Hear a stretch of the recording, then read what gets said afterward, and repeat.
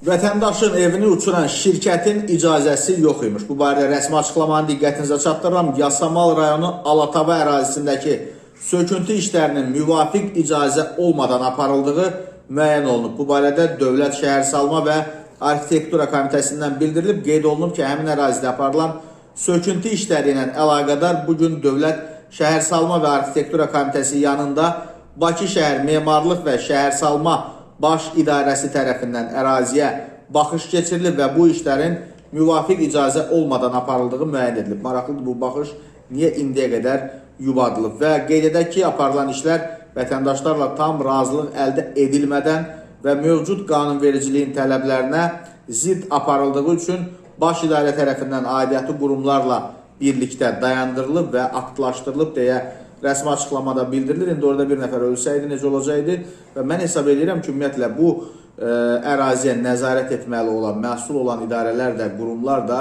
ən azından bu traktorist qədər, iş icraçısı qədər məsuliyyət daşıyırlar.